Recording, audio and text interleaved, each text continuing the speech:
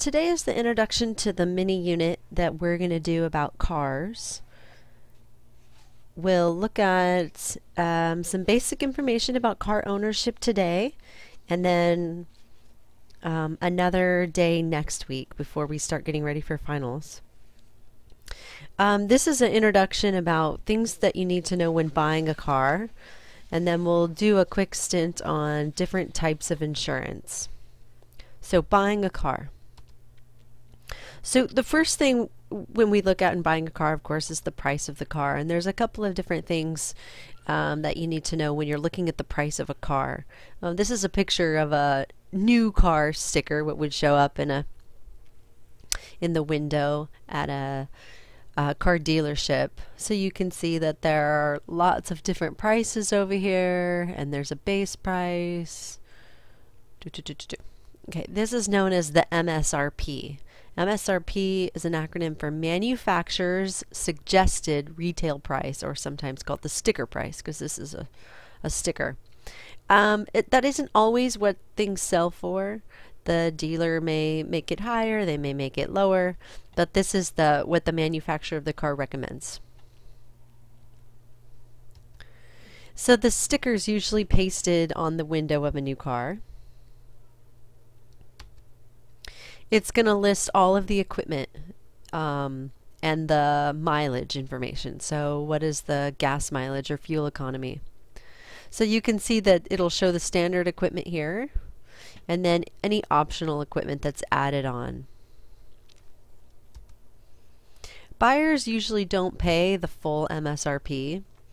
A lot of times car dealerships offer incentives for you to buy the car, and so they may give you cash back or some kind of discount. But usually you don't end up walking away paying what's called the sticker price.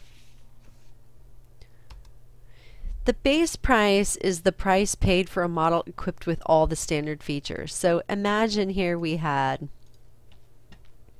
all the standard features, that's these ones right here, but we were buying a car that didn't have any extras, any of the bells and whistles.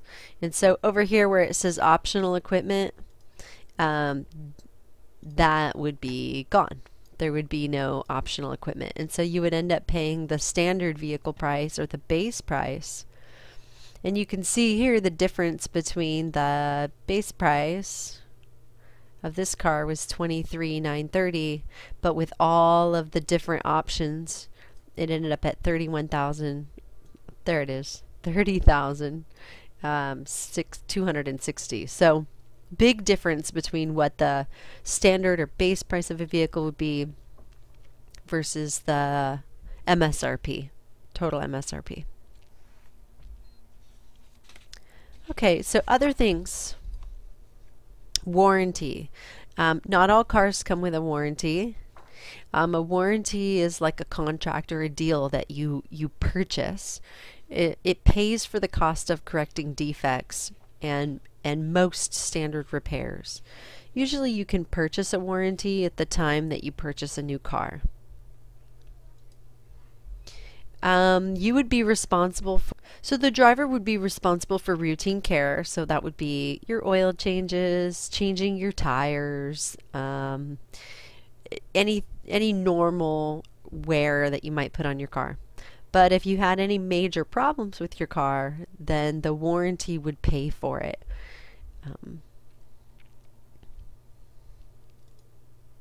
So basic new car warranties usually cover the car, what's called, it's a term, bumper to bumper. That means everything from the very front to the very back for 3 years or 36,000 miles, whichever comes first. And that's just based on this idea that the average car drives 12,000 miles a year, but that may be more or less. Some people don't think that the basic new car warranty is enough. Most cars, when they're less than 3 years old, don't really have very many problems. And so they opt to look at warranties that go a little longer than 3 years. And that's when we would get into the next part, which is the extended warranty. So the extended warranty is going to be extra coverage. It could be an extra 3 years, or it could be an extra. It could be by miles. So sometimes you have an extended warranty that's good for 100,000 miles. And then that warranty would be everything's covered bumper to bumper until you reach whatever that number is. And again, it could be years or it could be a total number of miles driven on the car. Extended warranties usually are additional money that you pay up front that you purchase at the time of the car.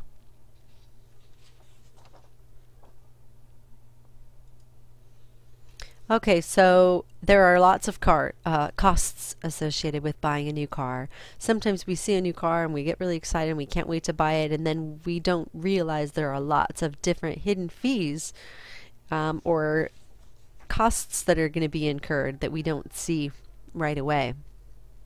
So of course we see the purchase price. That's the price of the car. It includes the car, it includes all the options that are installed by the dealer. That purchase price is a price negotiated between the dealer and the buyer. So that one's not hidden. But often when we purchase a car, we don't think about sales tax. We think about sales tax when we buy a shirt or a pair of shoes or a radio or a TV, but we actually also have to pay sales tax on cars. So tax computed on the purchase price of a car. In addition to sales tax in the state where you live, you also have to pay registration fees. So the state of California requires you to register your car.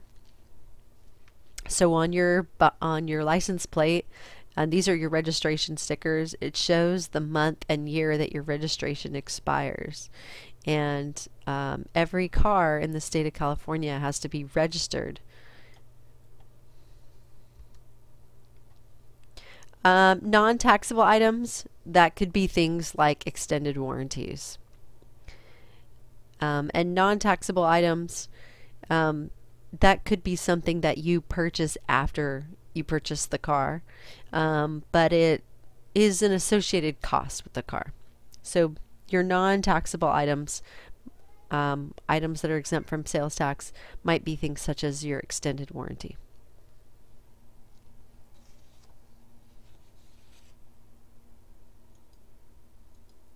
So other costs, the delivered price. Sometimes the delivered price is known as the out the door price. That's sort of when everything is said and done and you're walking out the door with the keys in your hand, what have you paid? So that's going to be your purchase price. So whatever you've agreed to with the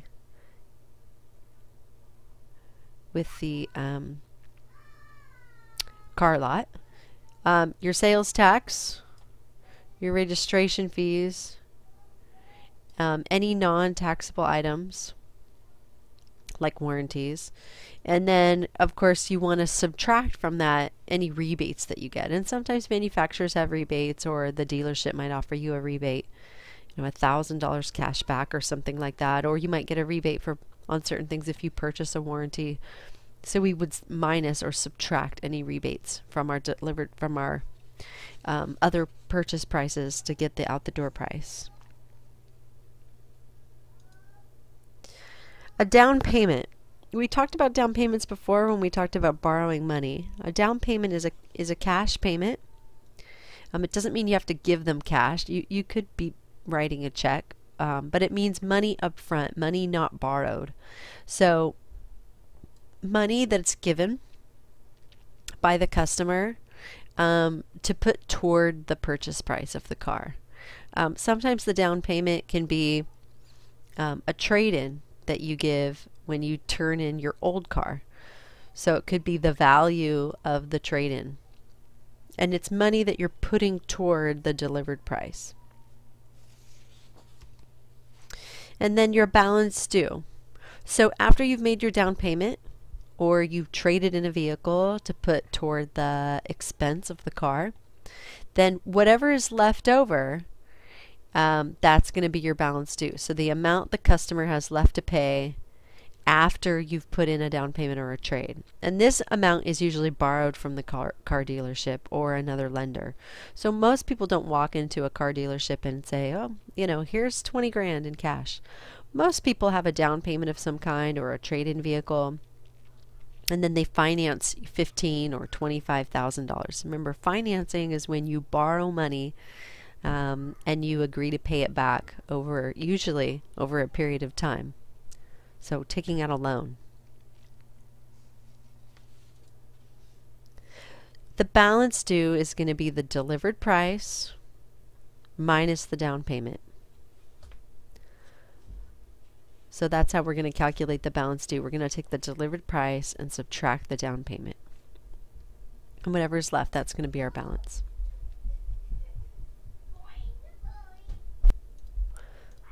So let's take a look at an example.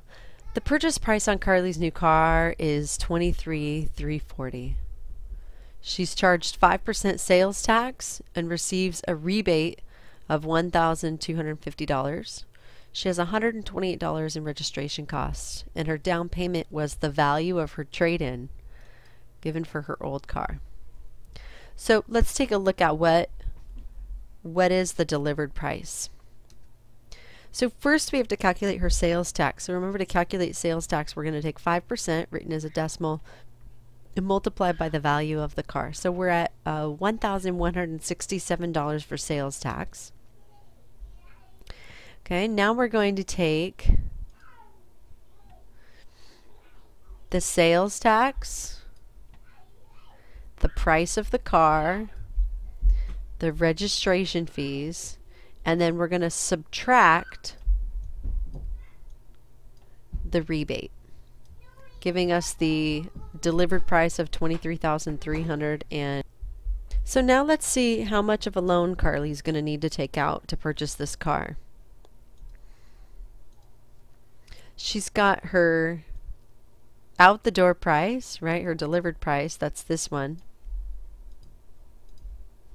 Okay, so we get this number from here.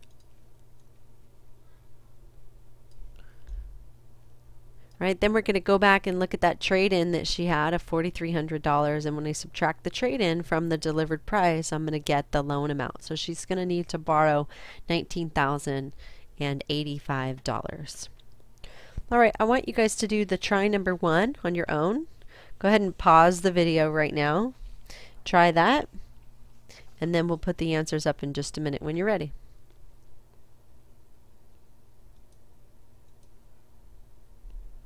Okay, so here's example number 2, and here are the solutions. So hopefully you found that the sales tax was $974.28, giving us a delivered price of $17,398.28. Calculating the down payment of $1,623.80, and subtracting the down payment from the delivered price to find the amount of the loan, $15,774.48. Okay, so when you purchase a used car, it's a little different than a new car. There's a couple of things that we want to talk about. First of all, you can purchase a used car from new car dealerships. A lot of new car dealerships resell trade-ins. So you can purchase used car there. You can also find dealers that specialize in used cars. They only sell used cars.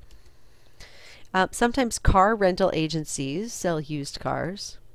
And lastly, you can purchase a used car from an individual, someone who's selling it on their own, and usually you can find those on internet sites or through the newspaper.